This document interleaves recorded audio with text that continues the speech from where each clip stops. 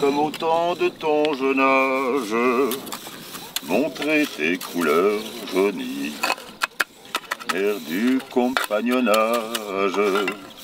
N'as-tu jamais remarqué sur les pierres du passé le sigle des tâcherons qui taillèrent l'astragale, l'âme des vieux compagnons au porche des cathédrales.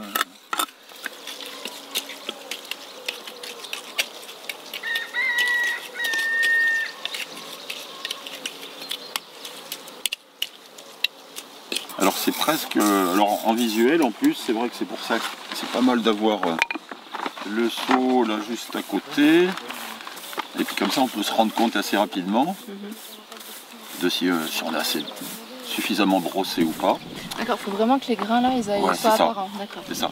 Et il faut éviter d'avoir trop de ces fentes là, Oui. Ça veut dire que c'est pas assez collé. D'accord. Alors bon, il faut venir le chercher un petit peu à la brosse.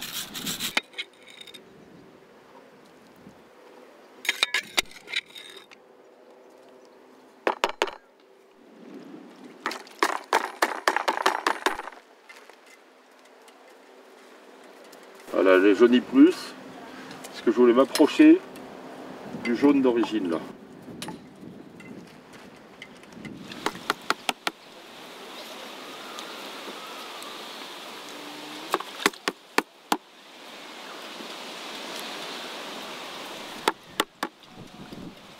Les gouttes sont très légèrement chargées en pigments.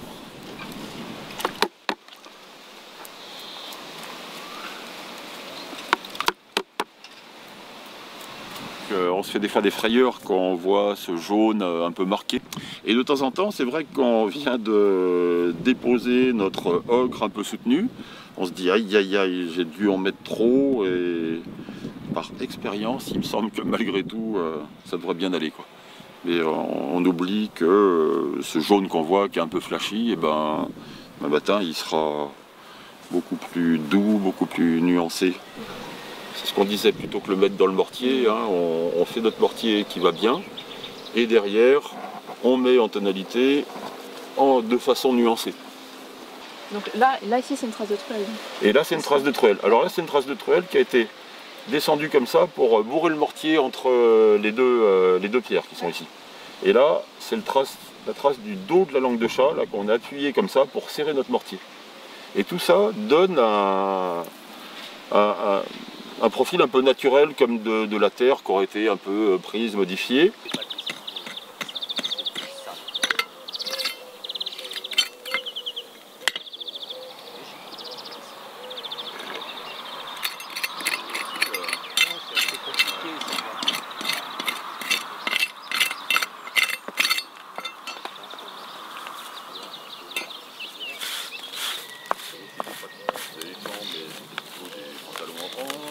Des petits éléments de polyane et de façon à ce qu'on arrive à lui faire passer l'hiver, parce que son principal ennemi ce sera les gelées, les périodes hivernales.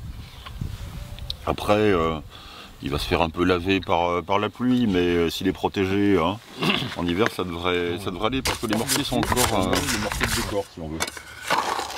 En conditions enterrées, on a toute une partie de la carbonatation qui va être bien plus longue puisqu'il y a moins d'oxygène et moins de gaz carbonique. Il faut garder des réserves là-dessus parce que c'est peut-être une migration des sels qui vient resserrer les mortiers, quoi, et qui vient se combiner au mortier.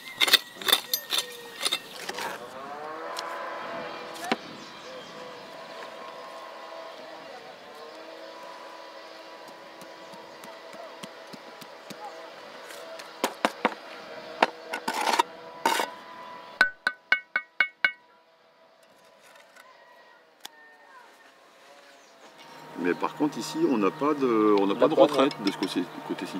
Non. Ou quasi pas, hein. Le peu qu'il y a là, elle n'y est pas non plus là-bas. Il faudrait qu'on ait deux planches un peu longues, parce que nous on a amené deux planches d'1,50 m, ce qui est déjà pas mal, remarquez. Oui. Mais Est-ce que c'est nécessaire de coffrer de coffrer? Ben, ça serait bien parce qu'il avait envie d'avoir un exemple avec de la rectitude. Ouais. D'accord.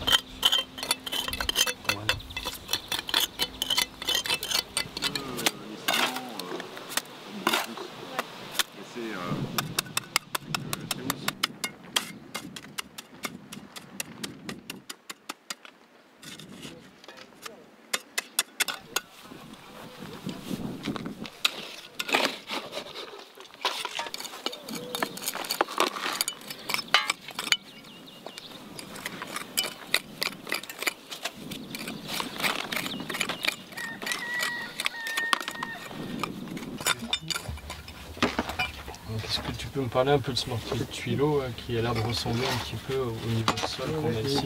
Alors, c'est un très beau mortier qui est dense, qui a été tassé. Et dedans, on voit qu'il est rose. Après, bon, on a un apport de petits cailloux comme ça, là, qui paraissent siliceux, qui sont en tout cas très durs, mais calibrés. Donc, pour moi, je suis devant une formulation de mortier maîtrisé.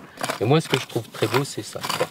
Oui, mais là, c'est le niveau de sol, c'est un peu différent. Là, c'est plutôt la préparation, alors que là, c'est vraiment le niveau de sol. Oui, mais là, on est bien sur une finition. On a l'impression qu'il y a une pâte de chaux.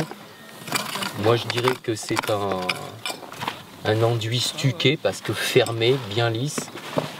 Et là, eh bien, directement, ils ont dû appliquer une pâte pour pouvoir lisser, fermer. Et alors après, ça, c'est toi qui sais si à cette époque-là, ils utilisaient de la cire pour faire briller, pour lustrer. Mais j'imagine bien un sol comme ça, bien brillant, bien lustré. Et c'est très solide parce que les colonnes en marbre sur certains édifices qui prennent les embruns marins à l'approche de la mer ou de l'océan, eh bien, sont stuqués. Les stucs chauds et poudre de marbre sont plus solides que les marbres. Ils résistent mieux. Voilà. Et ça irait aussi, mais c'est sympa, ça change un peu. Ça donne des petites hauteurs. C'est pareil, les pierres d'angle qu'on veut changer, finalement, malgré tout, même aussi bien qu'on le fasse, on verra que c'est quand même un mortier un peu plus sec, qui n'a pas la même tonalité exactement. Mais on l'a évoqué. Là, on l'a évoqué. Changer les pierres d'angle, là, on fait aujourd'hui si on peut. Ouais. T'as vu le mur médiéval avec des plus larges, des moins... Oui, il est plus massif. Ouais. Hein.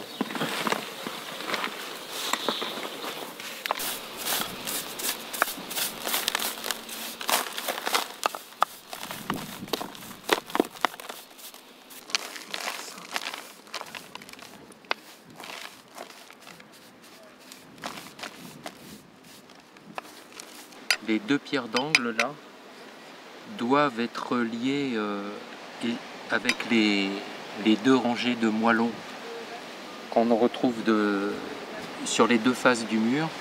Et là, en fin de compte, on se rend compte que cette pierre et cette pierre là sont superposées, et donc on a ici ce qu'on appelle un coup de sabre. Donc là, on devrait avoir un retour de pierre qui viendrait jusque là.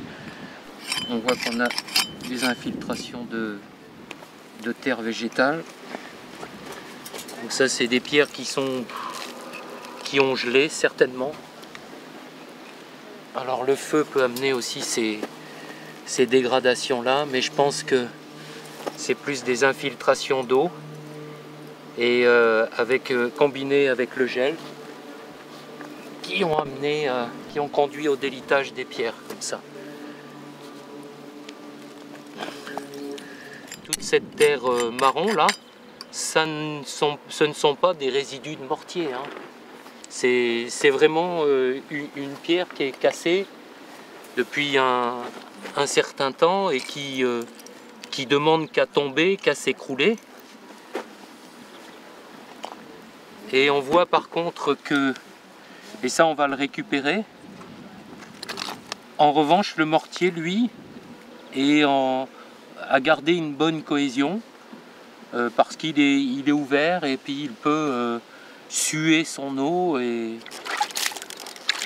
Voilà, je vais mouiller pour pas que quand je rapporte mon mortier, que le mortier sec en place aspire d'un seul coup l'eau du mortier que je vais amener ici.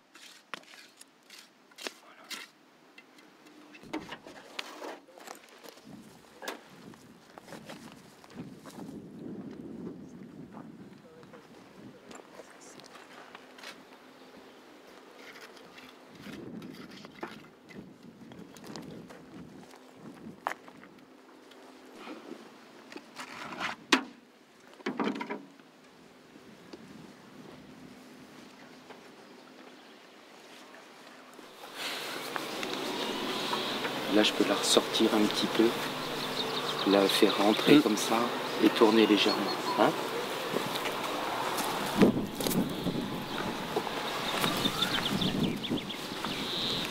Bordelaise, c'est le refrain de nos amours. Au sexe de la Gironde, j'irai te voir un jour. Adieu la place d'Armes, les allées de Tourny et la place Dauphine, rien n'est aussi joli. Oh, vive les Bordelaises, c'est le refrain de nos amours. Au sexe de la Gironde, j'irai te voir un jour. Oh, vive les Bordelaises, c'est le refrain de nos amours. Au sexe de la Gironde, j'irai te voir un jour. Et vos renards infâmes, qui n'avaient pas l'honneur, ni même le mérite de porter nos couleurs, ni même le mérite, ni même le savoir, d'être aspirant dans l'âme, compagnon du devoir. Ohé, sainte baume, ohé, sainte baume, chantons les cœurs, chantons les cœurs. Voici le royaume du parfait bonheur. Tout en suivant, loin des monts, notre route, qui conduit sous les ombrages frais. Là dans la paix de ces antiques voûtes, nous montons au calvaire sacré. Un oratoire en pierre dure, où nos marques bravent le temps. Et sous la mousse un doux murmure, c'est l'eau du roc qui s'égoutte en chantant. Ohé, sainte baume, ohé, sainte baume. Donc nous voilà à la fin de notre semaine de travail. Nous avons le premier mur qui est cristallisé, les pierres sont bloquées et effet de patine. Donc effet de patine et de patine d'harmonisation avec une couleur dorée qui fait que tout ça, ça se fond mieux à mon avis dans le relief, dans le paysage. Notre deuxième mur, là le deuxième mur c'est quand même un traitement différent. Certes, on a le même blocage, on a rajouté des éléments de céramique et on a mis en place un couronnement, un système de chaperon qui vient lester la maçonnerie. Dessous, on a des pierres qui sont fendues, qui sont fortement abîmées, encore plus de l'autre côté. Et le fait d'avoir fait ça permet de bloquer cette partie de mur là. Ça permet aussi d'avoir un échantillon. Avec ça, les décideurs pourront dire ça me plaît pas, vous faites la même chose un peu plus loin, ainsi de suite. Donc voilà, c'était aussi l'intérêt de la chose, d'offrir différents visuels. Donc couronnement, plein de petits morceaux de briques aussi, là on a un autre aspect, un autre mortier. Et pour le troisième mur, qui a été quand même pas mal remodelé avec l'angle retaillé. Eh bien le mortier n'est pas encore sec, on a d'ailleurs encore un peu de nettoyage. Et ce mortier-là, on ne voudrait pas le patiner, on voudrait le laisser naturel. Ça permet de voir quel est le mortier d'origine, quelle est sa couleur naturelle et de montrer aussi là-bas ce qu'on peut amener en tonalité. On peut aussi amener des rosés, tout ça, ça peut se faire même dans une semaine, dans un mois, dans 6 mois, on peut réintervenir dessus. Voilà. Et tout est réversible puisqu'on a travaillé avec des chaux naturels.